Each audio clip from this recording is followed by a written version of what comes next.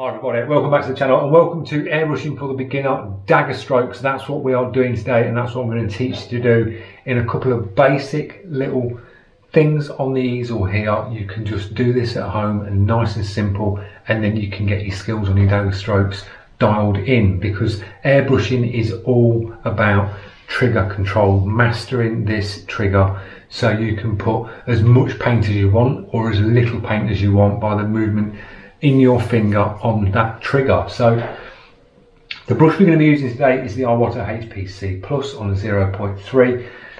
If you want to practice dagger strokes, I would advise tightening the tension up on your spring on your trigger. So take the back of your body off your brush and tighten this one up here so it feels a lot more tension in the spring, and you'll get a little bit more feedback when you've got your finger on it when you're trying this as a beginner. If you have it too soft, you can move the trigger back too quickly and put too much paint down. So we're running 22 psi. I've got some golden mixed up, which is really thin. I'm going to have to do a little test out on here just to see what it's flowing like, because it's really hot in the UK and this will be drying quick. So let's get some dagger strokes done. Painting, I'm just going to give it a little test. And that seems to be spraying okay. So just test your paint consistency as well. Get your paint running nice. Make sure all your brush is clean before you start. Now, as you can see here, we've got a line here and a line here. And you've got paint on, paint off. So what I want you to do is come in at this angle here with your air on. So you press your air on your trigger, and just have a few passes of going by with your air on, like that. Keeping your air on, doing that. And then keep the air on, and when you come to this line, bring the paint on.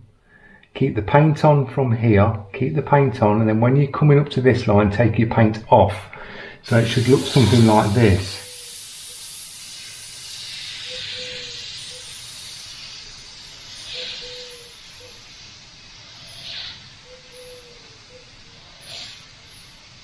Don't matter if you go over the lines, and just practice that. So you're coming up to the line, paint on, paint off, paint on, paint off, paint on, paint off, paint on, paint off. And you're moving that trigger, just air on, and then you're moving back for the paint. And when you come to the other line, you are keeping the air on and moving the trigger forward. Keep the air on, move the trigger back, keep the air on, move the trigger forward. And that will get you a line, and what you're aiming for is points, point to point, point to point. A dagger stroke can be, this is basically like you just say like doing lines, but it's giving you that practice to press down, move back for the paint and get the feel of how much paint's coming out, and you'll start getting consistent lines. Now, a dagger stroke on something like this, we've got a line here and one coming up. You can flick them out like this.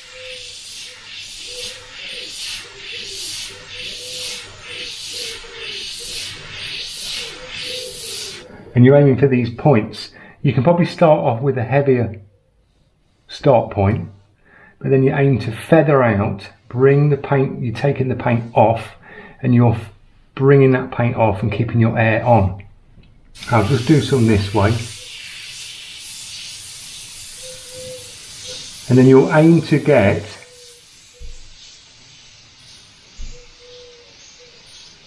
point to point. You see we've got like a nice closed off point here, and we're coming up to a point there. So that's what a dagger stroke is, and this is what you'll use when you do artwork. You won't probably be doing so much big lines like this. If you're doing portraits, you're probably going in really small and you're doing like little whispery ones like that. But you will use the dagger stroke in all your pieces of art, whether it be lines like this, or if you want to do some real soft fade outs on shading.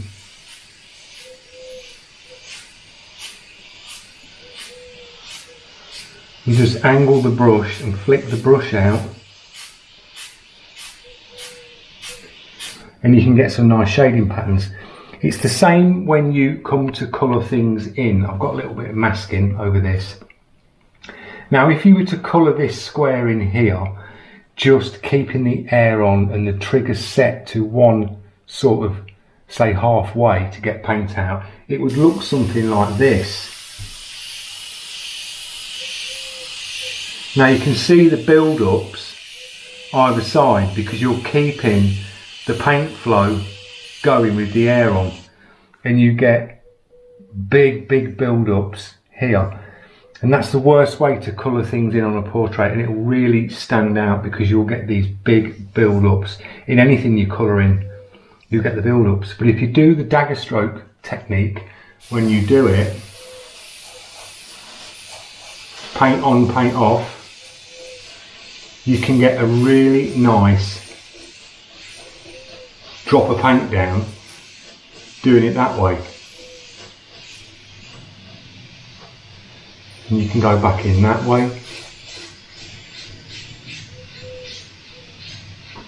And you're aiming, when you colour things in using a dagger stroke, just aim to go like 50-50 overlap until you're getting full coverage, and your piece will colour in a lot nicer using a dagger stroke going on and off the paint. So when you demask, it just looks a lot cleaner, shaded in nice one flat colour instead of having loads of build-ups. And this is why you've got to get your trigger down. You've got to be able to bring that paint in, take the paint in, take the paint out. In any stroke that you do, when you're doing things like that, curves, you'll get point. And it's just the movement of the trigger.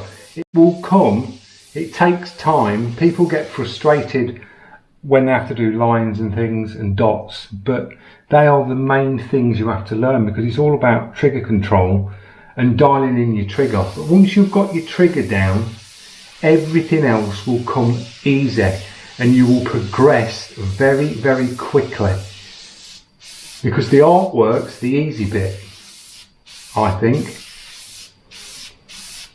If you master the brush, how it works, how to get them nice soft transitions, it really does help in your artwork. Just on and off the trigger, you just see me bouncing on and off the trigger like that. Bringing the paint on, bringing the paint off, and that's all it is, guys. It's just practice. It can be really mundane, doing lines, doing dots, feels like you're back at school, lines, dots, but them little techniques, doing lines and then doing them pinpoint dots, moving back, so you're going on a pinpoint dot, then you can go in on there, put more paint down, back into a small dot, and out of paint. It will get your trigger movement, it gets the muscle memory in your finger. It's being able to pick a brush up, instantly put your hand on the trigger, and you can go straight in. You know exactly how far to move that trigger back to get what you want in your artwork. But it's just practice, it takes time. Airbrushes, when you first pick them up as a beginner, feel really alien because you are doing, it's a weird movement for your hand to do when you've got your finger on the trigger and you're thinking, right, I've got to go down for air, now I've got to go back for paint. You tend to use it, beginners tend to use it like this. They don't control the paint coming on and off. They try and use it like an aerosol can because they think, you instantly think when you're pressing down, oh, I'm going to get paint. In a single action airbrush you'd press down and you'd straight away get paint with the air mix. But double action, it's that memory of, I've got to go down for air, back for paint, down for air, back for paint. A good thing to practice is not having your compressor on and just sitting there if you're watching telly and just have a brush in your hand and go like that and move. And just have a look at how much movement you're getting in your finger and just concentrate down, back, forward, down, back, forward, down, back, forward. And just, it's like riding a bike, it takes time, and then once you've got it, you just jump straight back on a bike. and you're in and you can do it. So there's some little practice things to try, guys. Try some colouring in, have a go at that one, and you will see if you keep your air on and keep your trigger halfway as though you're colouring in, you're not taking the paint off. So every time you go to a side, you're going to get build up, build up, build up, and it just looks messy. But if you do the dagger stroke method where you're going on and off the paint, you're feathering that paint in and do a nice overlap, 50-50 overlap all the way up, and you're colouring in on sections, whether it be on a piece of artwork where it's got like a bold colour and you need to fill it in, just use the dagger stroke method with your trigger and you'll see the results and you'll pick it up really quick. It is a mind boggler for a start and it can be mundane, as I say, but it's all about practice, guys. Once you get the trigger sorted, the artwork will flow. So I hope you enjoyed this little video on dagger strokes for the beginner. Enjoy it, guys. That's what you've got to do. Don't get stressed. If it starts to stress you out and you've just tried to do that and it's stressed you out, put the brush down, walk away, come back with fresh eyes, clear your mind, go straight in again and give it another go. Just do loads and loads of test panels like this and it will pay off and you'll get leaps and bounds, guys. So thanks for watching and I'll see you in the next one. Cheers.